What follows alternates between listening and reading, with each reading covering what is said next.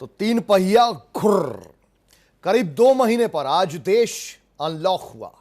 बाकी राज्यों की तरह से दिल्ली में भी सड़कों पर ऑटो चलने लगे, जिसका जायजा हमारी विशेष संवाददाता अमित दुबे ने लिया। इस दौरान उन्होंने ऑटो ड्राइवरों से बातचीत की। अनलॉक 1 के बाद ऑटो का संचालन जरूर शुरू हो चुका है, लेकिन तमाम ऑटो चलाने वाले जो हैं वो लगातार परेशान दिख रहे हैं। कहीं पे नज़ारा आता है दिल्ली से यूपी में ना घुस पाने का मलाल है, तो दूसरी तरफ सवारियां भी उस तरह से नहीं मिल रही है। हालांकि बसों के संचालन से जरूर हो सकता है कि इसमें कुछ इजाफा है, लेकिन फिलहाल इन्हीं की जुबानी जानते हैं कि क्या कुछ समस्या है। अब ऑटो शुरू हो गए आप लोगों के। अभी जो इतने लॉकडाउन के दिन थे, पहले हम उस पर बात करेंगे कि कैसे रहे, किन दिक्कतों का सामना करना पड़ा। जी, हम लॉकडाउन में तो घर पर ही रहे हैं। अभी 2-3 दिन से हम ऑटो चलाने आ रहे हैं, लेकिन यूपी में हमारा एनसीआर ऑटो है, जाने के लिए बिल्कुल मना कर रहे हैं। पुलिस वाले रोक के गाड़ी को सीज कर रहे हैं। एक और चीज देखने को मिली है कि अब चूंकि सवारी जो बोली गई है, 1 सवारी बिठा सकते हो, 2 सवारी बिठा सकते हो, क्या इसे लेके भी अब दिक्कत आ रही है? क्योंकि सवारियां उस तरह से पैसे नहीं देती हैं, तो कैसे अरेंज होता है? काफ़ी प्रॉब्लम हो रही है भाई साहब। 1-2 सवारी में गुजारा नहीं हो पाएगा। कम से कम 3 सवारी तो अलाउ होनी चाहिए। तो लेकिन आपको लगता है कि जिस तरह से कोरोना बढ़ा है, उससे सोशल डिस्टेंस जो बात कही गई वो भी जायज है, तो सवारियों पे ही चार्ज कहीं ना कहीं आएगा? हाँ, ये तो है। एक सवारी पे तो चार्ज आएगा ही आएगा, लेकिन एक सवारी पैसा नहीं। एक सवारी बिठाएंगे 100 रुपये मांगेंगे, क्या भैया 40 रुपये लगते हैं। बताओ कहाँ से पड़ता आएगा हमारा। यूपी में गाड़ी घुसेड़ते हैं, कहते हैं बॉर्डर बंद है, इतने पैसे लगेंगे तो हम नहीं दे पाएंगे। गाड़ी यूपी में ले जाएंगे तो जाने नहीं देते, पुलिस वाले पकड़ लेते हैं। बताओ कहाँ चलाएं? यूपी की 14 गाड़ी है, परमिट मिलानी है, कहाँ जाए हम? घर पे बैठे हैं। आज से बसें स्टार्ट हुई हैं, इससे लगता है आपको थोड़ी सी राहत मिलेगी? क्योंकि यूपी कौशाम्बी में आप खड़े हैं और कौशाम्बी में खासतौर कम से कम बसें स्टार्ट हो गई, तो लोगों का ट्रैवल अप डाउन बढ़ेगा। तो इसमें ये सर, हम इसके लिए पब्लिक जनता के लिए, जो परदेसी है उनों के लिए तो फ़ायदा है। बाकी जो ऑटो जो लाइन है इसके अंदर काफ़ी मेंटेनेंस है, और जो ऑटो चला रहे हैं इसके अंदर काफ़ी मिस्टेक आ रही है, क्योंकि एक सवारी के अंदर 3 सवारी में काफ़ी माइंड वीक होता है। सामने वाले का कहता है इतना डिफरेंस नहीं दिया जाएगा मनी के अंदर। और जो ऑटो के अंदर की समस्या है, मतलब ऑटो घुसने के अंदर भी बहुत बार डिफरेंट है। पुलिस काफ़ी खिलवाड़ करती है, गाड़ी सीज करती है, और काफ़ी गंभीरता से लेनी चाहिए इस बात को कि हमारी तरफ कोई देखा नहीं जा रहा। ऑटो वालों को काफ़ी परेशानी है।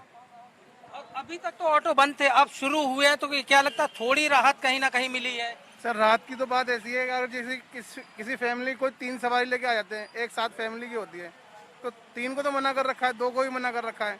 अब एक सवारी 3 ऑटो थोड़ी करेंगी, 3 सवारी 3 ऑटो थोड़ी करेंगी। अब उन्हें मना करना पड़ता है।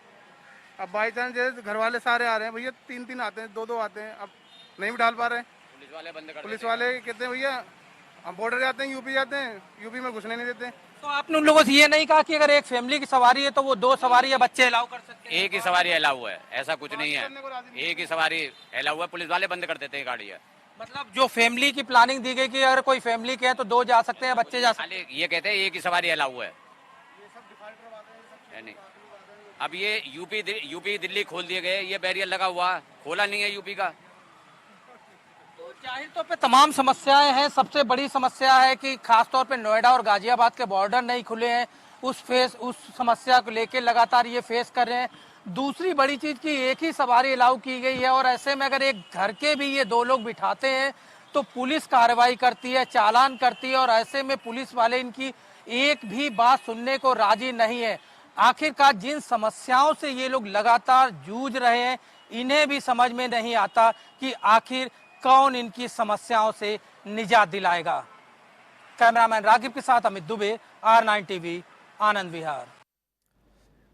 तो वहीं ई रिक्शा का संचालन भी शुरू हो चुका है। गाजियाबाद के कौशाम्बी में ई रिक्शा के संचालन को लेकर मौके का जायजा लिया हमारे संवाददाता अमित दुबे ने। इस दौरान लेकिन सवारियां ज्यादा नहीं मिलने से ई रिक्शा चालकों की काफी परेशानियां सुनने को भी मिली। गाजियाबाद में ई रिक्शे का भी संचालन शुरू हो चुका है। दिल्ली से लगा गाजियाबाद कौशाम्बी का ये नज़ारा है। हालांकि अभी भी सवारियां उस तरह से नहीं मिल रही हैं। पहले आपका नाम जानना चाहें, क्या नाम है आपका? मोहम्मद जफरुल। क्या कब आज सुबह से जब से आप निकले आपको सवारियां मिली हैं? जी, वही 1-2 सवारी करके मिल रहे हैं, और 10 रुपये सवारी दे रहे हैं सर। 10 रुपए सवारी ले रहे हैं। जी जी सर। तो एक दो सवारी ये लोग ले रहे हैं और साफ तौर पे चूंकि अगर हम सीटों की बात करें तो 2 सवारी इधर और 2 इधर अब तक बैठती थी। अब जो कॉन्सेप्ट है सोशल डिस्टेंसिंग साथ चीजों का पालन किया जा रहा है और यही वजह है कि सिर्फ 2 सवारियां मिल रही हैं। कहीं ना कहीं ये भी अपने आप को नुकसान महसूस कर रहे हैं, लेकिन सबसे बड़ी खुशी है कि आज कम से कम अपने घरों से निकल चुके हैं।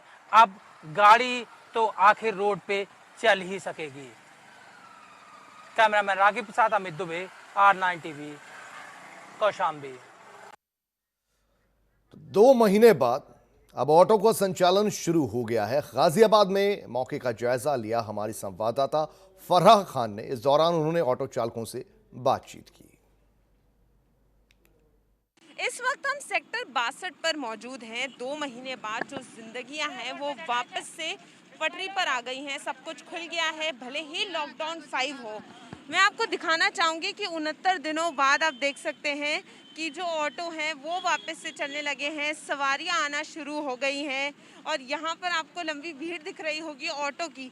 तो इस वक्त हम आपसे जानेंगे कि इतने दिनों से ऑटो बंद थे, नहीं चल रहे थे, तो किस तरीके का फ़र्क ज़िंदगी पे पड़ा था और अब क्या क्या है। जी मैडम, ऐसा है 69 दिन के बाद में हम ऑटो चला रहे हैं। उससे पहले हमारे सामने जो जिनको सामान सुविधा मिलनी चाहिए थी उनको नहीं मिल पाई, जो जिनको मिलनी थी, जिनको नहीं मिलनी थी वो सुविधा उठा चुके थे। अब हम थोड़ा ऑटो चला रहे हैं, अपने परिवार का लालन पालन कर रहे हैं। क्या तब्दीली की है अपने बीमारी को देखते हुए? हमारा बड़ा ऑटो है, आपे ऑटो है।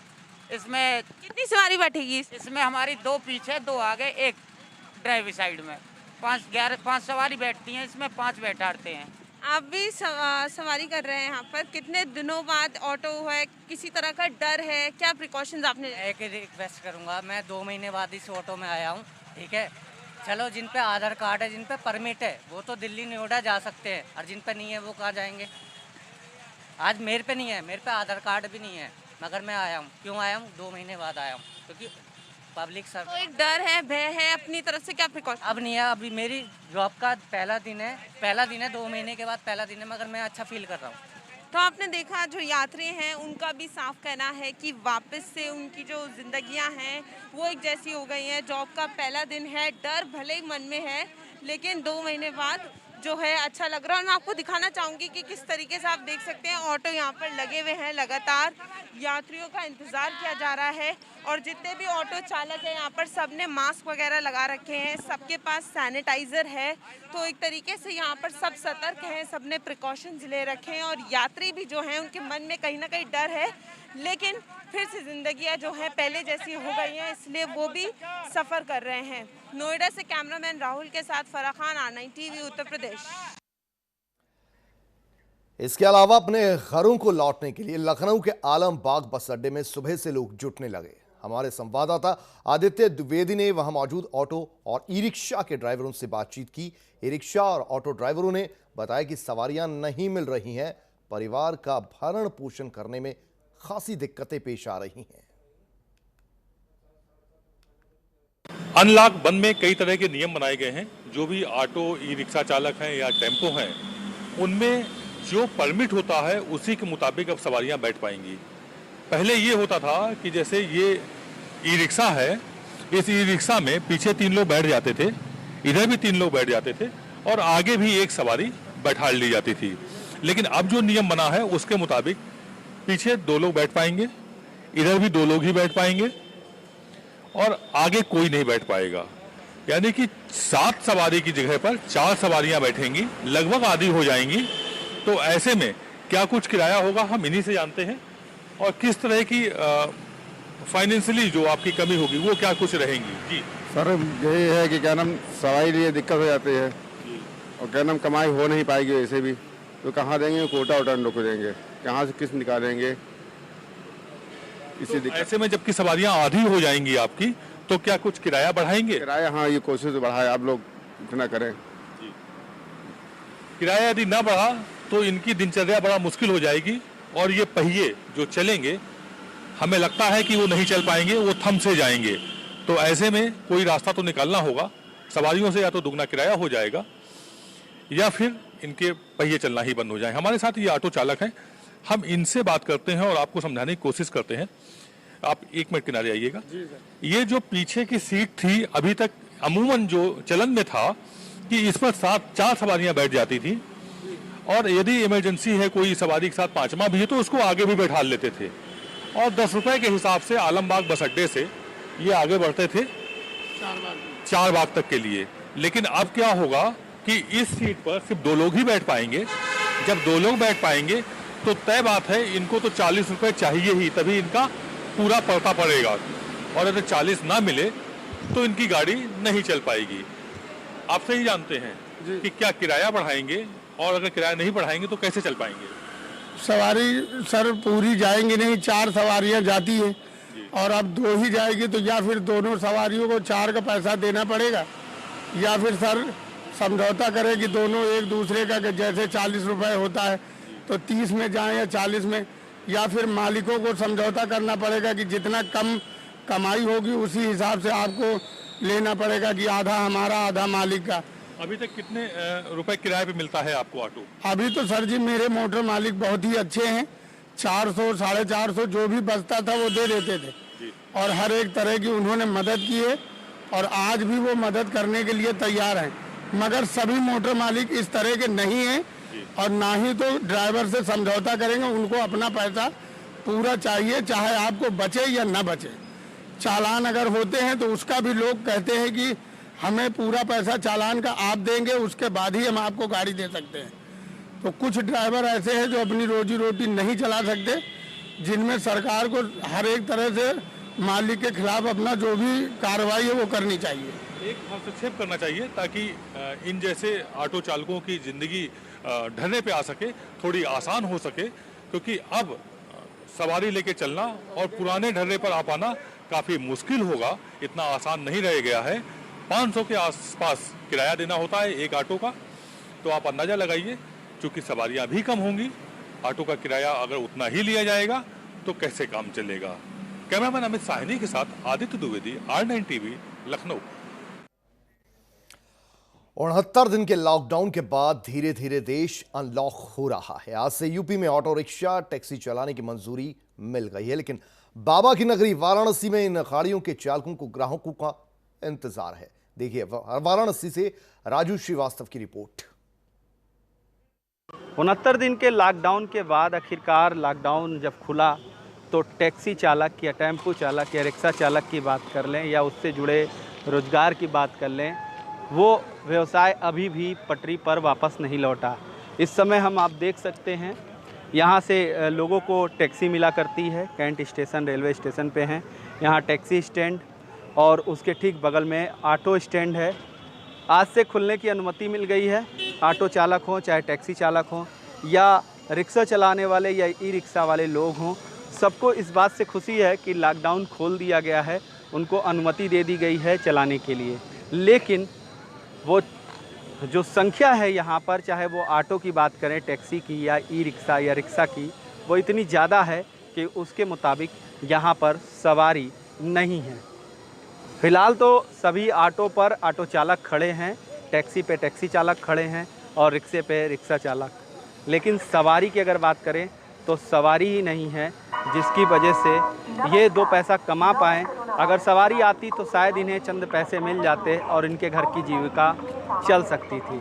लेकिन सवारी का संकट अब टैक्सी चालक हो या टेम्पो चालक या रिक्शा चालक, इनके आगे सवारी का ही संकट है। उत्तर प्रदेश के वाराणसी से R9 के लिए राजू श्रीवास्तव।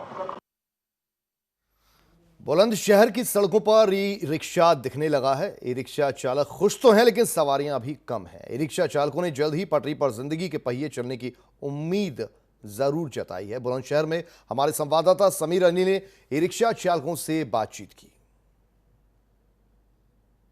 69 दिन के लंबे इंतजार के बाद ई रिक्शा और ऑटो रिक्शा वापस सड़कों पर दौड़ने के लिए पूरी तरह से तैयार हैं।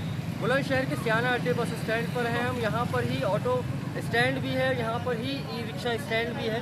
ई रिक्शा स्टैंड पर हम लोग हैं, ई रिक्शा चालक से बातचीत करेंगे। ये काफ़ी लंबे समय बाद सड़कों पर आए हैं। क्या नाम है? मेरा नाम सलीम। सलीम जी, कितने कितने दिन तक घर पे थे? दो तीन महीने हो रहे, बच्चे भी परेशान हो रहे, हम भी परेशान हो रहे। ये तो कहीं ना कहीं खुशी की बात है। आप खुशी की बात तो है। अब कितने बजे से चला रहे हैं? अब अभी जो चला रहे हैं थोड़ी बहुत देर से ही है। अब एवरेज निकल रहा है? हाँ, 100-200 बन जाए अपने बच्चों के लिए। कितनी सवारी बिठा के ले जा रहे हैं? 2 सवारी ले हमें, ये है बस 2 या 3 में से। तो पहले के मुताबिक पड़ता पड़ा? हाँ सही है, ऊपर वाले 100-200 बना ही दे रहे हैं। अच्छा, धीरे धीरे दाल लोधी बन रही है। तो खुश हैं आप? हाँ जी, हम राजी हैं। सवारियाँ भी हैं, पहले लोग पैदल ही चलते थे, अभी किस तरह की फैसिलिटी लोगों को मिल रही है? क्या नाम है? सौरभ। कहाँ जाओगे सौरभ? भूट चौराहे। भूट चौराहे। तो पहले कैसे जा रहे थे, मैनेज कैसे हो रहा था? पहले पैदल ही जाते थे। पैदल जाते थे। कहीं ना कहीं शुरुआत हुई है दोबारा पेट्रोल चलाने। पहले से अच्छा लग रहा था, पैदल जाते थे, काम करते थे। तो ये वो तमाम लोग हैं जिनको अब सुविधा तो मिल गई है क्योंकि ई रिक्शा चालू हो गए हैं। अब ये धीरे धीरे जीवन जो है वो पटरी पर आ रहा है। काफ़ी रिक्शा चालक ऐसे भी हैं जो खाली बेचारे खड़े हुए हैं, सवारी नहीं। क्या नाम है? सवारी नहीं मिल रही है। सोशल डिस्टेंसिंग का पालन करा रहे हैं, तो अभी तक सवारियाँ आपको नहीं मिली हैं। बच्चे से छोटे खाने 2-2.5 महीने हो गए, खाली बड़े एक चक्कर लगे। सवारियाँ मिल पा रही हैं?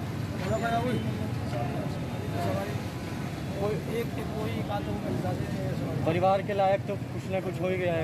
परिवार के लायक खुश हैं आप? तो कहीं ना कहीं जो ई रिक्शा चालक हैं, ऑटो चालक हैं, खुशी की लहर इनमें देखी जा रही है। कहीं ना कहीं इनका मानना है कि अब बच्चों के लिए 2 वक्त की रोटी का इंतज़ाम तो कम से कम ये लोग कर ही सकते हैं। हालांकि जिस तरह के हालात हैं उसमें एक साथ सवारियों को नहीं ले जाने की इनको परमिशन दी गई है। 2 सवारियाँ ही सिर्फ ले जा सकते हैं, लेकिन फिर भी ये लोग कहीं ना कहीं खुश हैं। इनको कहने का साफ कहना है कि एक लंबे इंतज़ार के बाद अब जा कर के इनकी रोज़गार का जुगाड़ हुआ है, जिससे अपने परिवार का खर्चा चला सकते हैं। बुलंदशहर से कैमरा पर्सन ज़ीशान खान के साथ समीर अली, R9 TV, उत्तर प्रदेश।